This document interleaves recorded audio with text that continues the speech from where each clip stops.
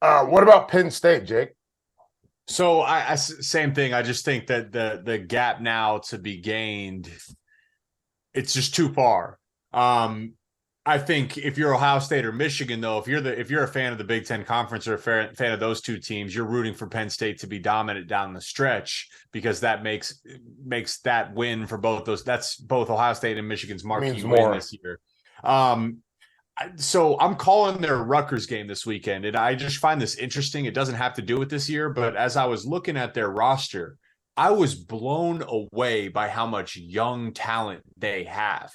They are Mm-hmm. returning so many, not just like starters, guys that pop and flash on film. Yep. And I mean, playmakers, two young running backs, couple receivers, tight ends, offensive lines as healthy as it's been.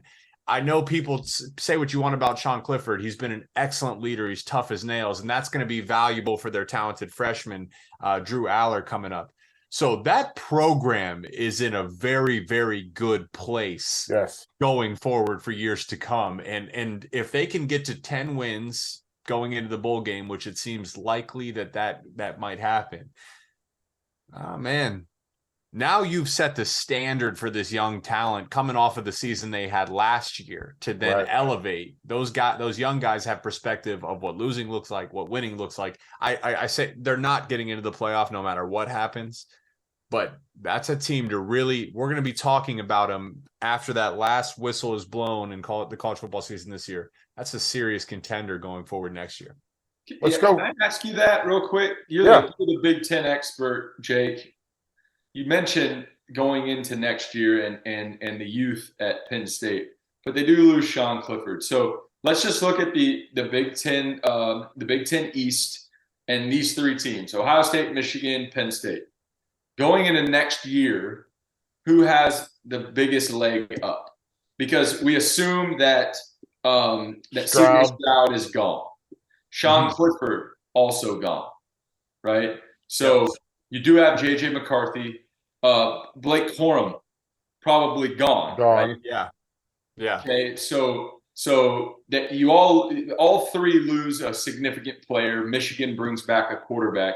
Is it Penn State based on what you just said that has the leg up in that three-headed race? It's been it, right now, and this is I gotta check myself because I'm doing a deep dive on Penn State. So everything I'm seeing, like I'm starting to fall in love with these guys. Yes. And I also know the way Ohio State's been, where it's like, yeah, CJ Stroud's gone. Well, it's always just been the next man up. They got NFL dudes on their sideline, and until that's proven to be wrong, I'm gonna believe that to be truth. And then, for Michigan, frankly, they showed so much this year. I think the sign of a healthy program, it's the greatest compliment to have head coach vacancies come and pluck from your staff, or coordinator vacancies come and pluck from your staff. And Michigan reloaded both their coordinators this year, and they didn't miss a beat. They've actually elevated their game in some ways. To go back to Penn State, one thing to consider is Manny Diaz is their defensive coordinator, the Yeah. former head coach at Miami. I imagine he gets head coach consideration this year because he's done a phenomenal job with that defense. So long-winded answer. Going into this year, I don't know one person that covered the Big Ten that didn't say it was Michigan and Ohio State and then Penn State and others. I think next year you have to bottle those three in together, and we'll see where the dust settles when they play each other. I agree with you. I dig that. I love that they've got this young talent bubbling up. I'm curious to see. I think Manny Diaz stays there, and I think that they're going to continue to grow on defense. I just am. I am curious to see what it looks like without Sean Clifford, because he does feel like the glue that's held a lot of things together. All right, so we got that. So we also have the top four. So if we get into the top four and you look at the matchups based on what it is right now: Georgia, TCU, Ohio State, Michigan, and I guess we've got multiple questions here. One, does TCU have a chance to get Georgia? Does Michigan have a chance to get against Ohio State? How do you view it, Trevor? Jake, I know you got a lot going on right now. You're I talking know about if you it got a was lot to think today, about. right? You're How talking it about is today. Because obviously the cool part about this top four is we're going to get to see the 2-3 matchup in Yep. the regular season. Bingo. That's awesome. That's going to be, man, I will be locked to the TV screen on that day. I can't wait. It's gonna be awesome. So that one speaks for itself, right? I mean, Hey, that's can I call time out? Are you guys Thanksgiving guys? I love Thanksgiving. Yeah. Okay. I'm big Thanksgiving guy. Like my birthday, that's actually my Friday is my birthday. That Friday is my birthday. Okay.